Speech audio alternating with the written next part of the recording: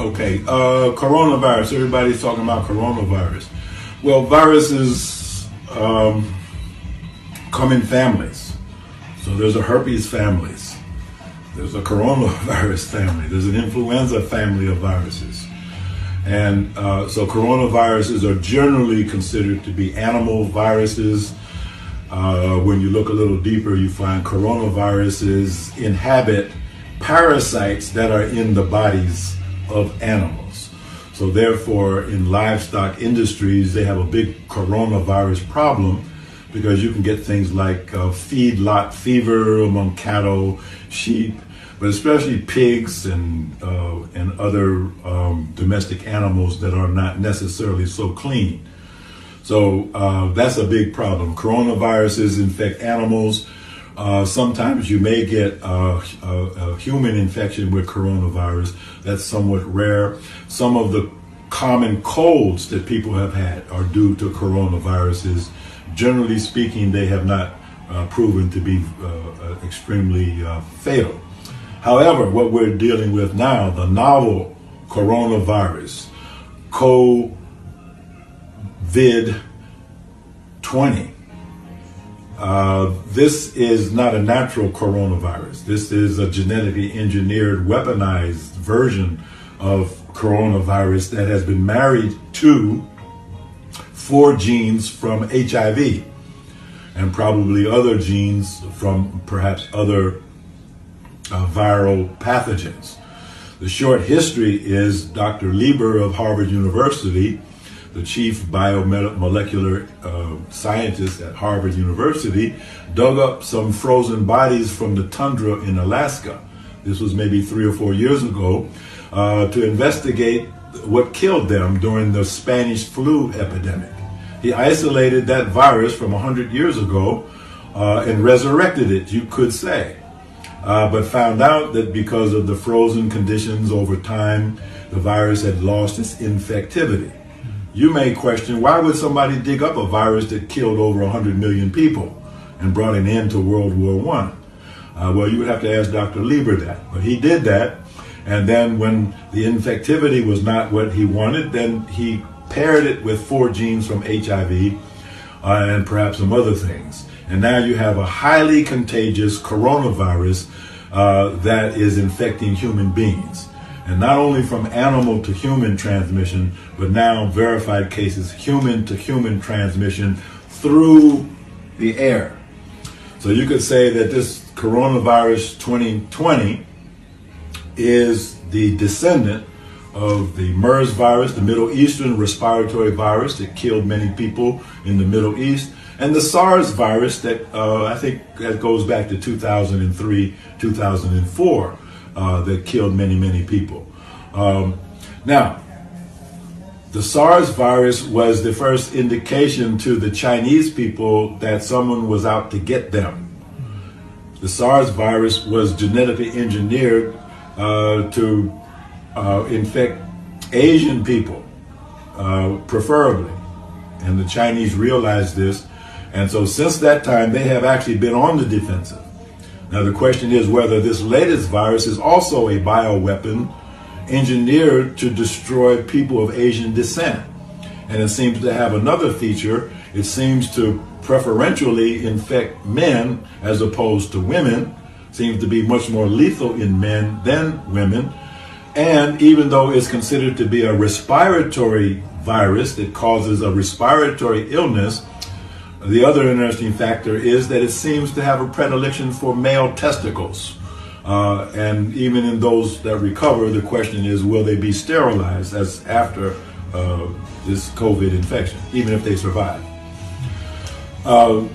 Bill Gates, along with Dr. Lieber and Johns Hopkins University in October of 2019, conducted a simulation, computer simulation of a coronavirus outbreak, and they determined through computer simulations that such an outbreak would lead to the death of 65 million people. Now, the current experience in China with a 2.3% mortality rate shows that globally we could expect at least 165 million deaths from this virus. So what is it all for? I think it's for the purpose of slowing down the growth of China as a dominant economic, political, and economic power in the world. That is, of course, if it really is a bioweapon.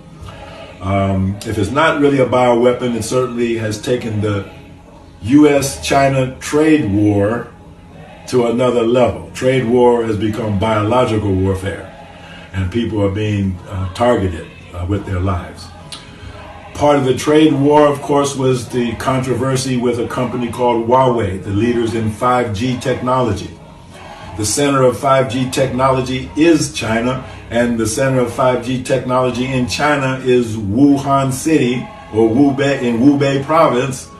And when they turned on or switched on the most potent 5G network in the world in Wuhan City, that's when the epidemic broke out. So there are scientists who think that there is an electronic component to what would otherwise just be a biological phenomenon.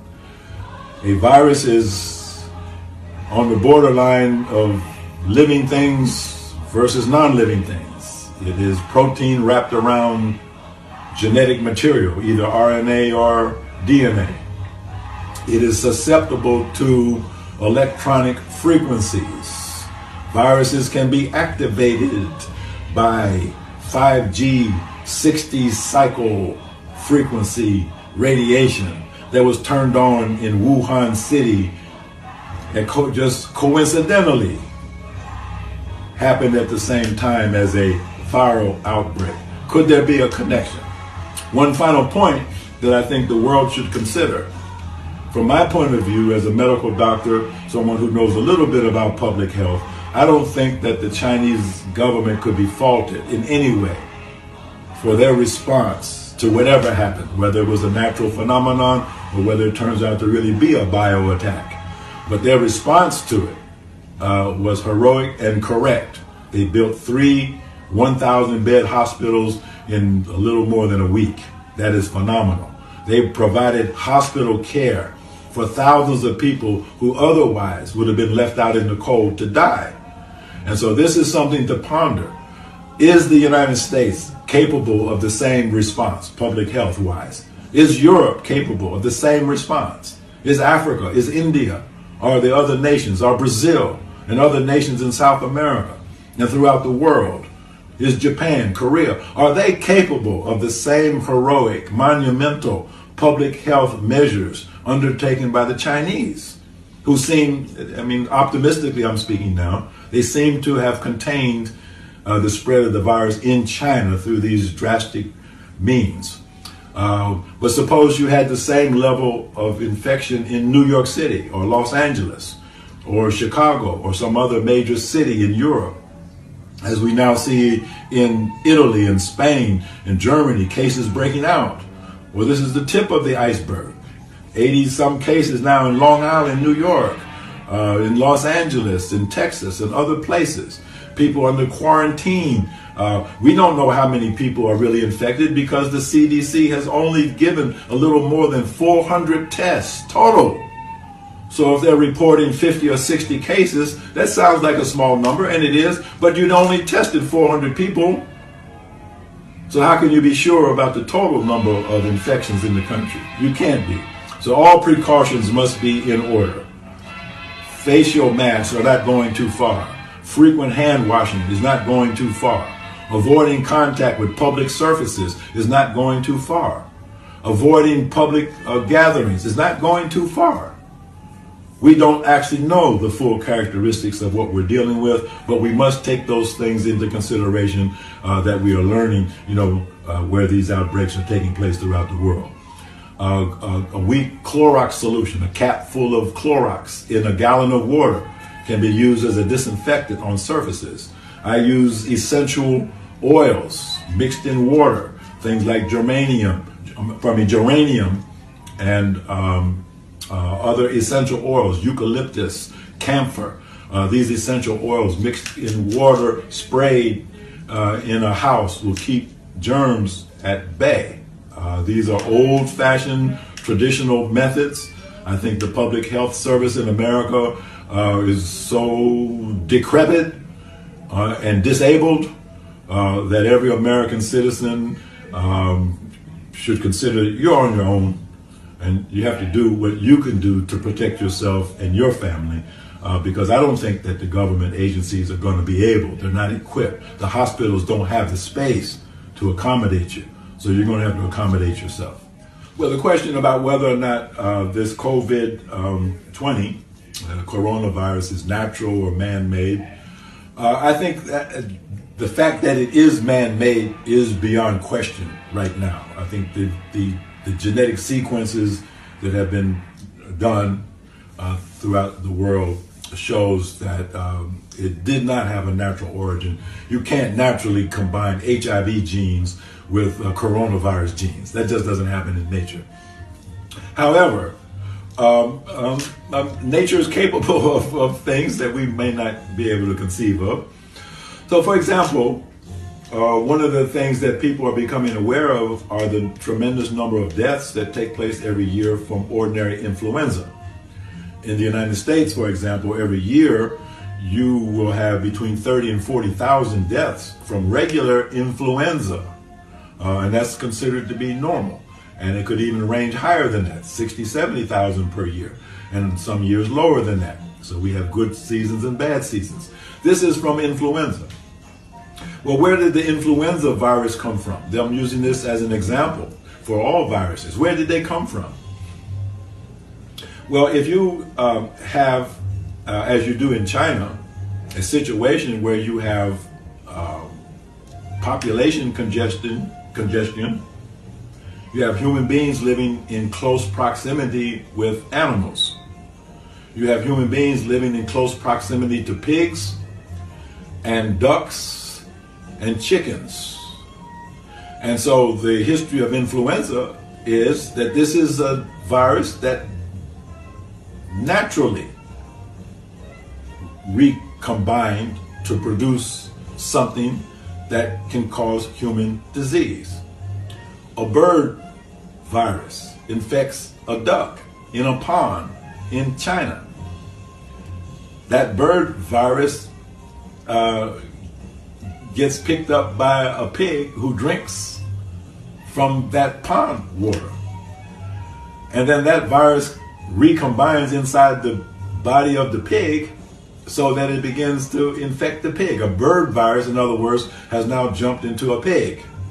And then who lives right next to the pig, or who ends up eating the pig or slaughtering the pig, is a human being. And so now an original bird virus that somehow was able to infect a pig now makes a second leap, species leap, you could say, into a human being. And now a bird virus that became a swine virus is now a human virus, and we call it influenza. And it has been plaguing the world ever since people thought it was a good idea to live in close proximity to a food source like ducks and pigs.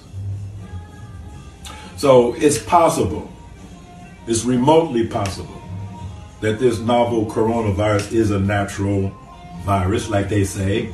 It came from a meat market in China. It came from bats. It came from this. It came from that. Well, that sounds like the green monkey story related to HIV. And then it turns out green monkeys had very little to do with HIV. Human biomolecular engineers had everything to do with the development of HIV as a biological weapon. And I think that the evidence is very strong right now.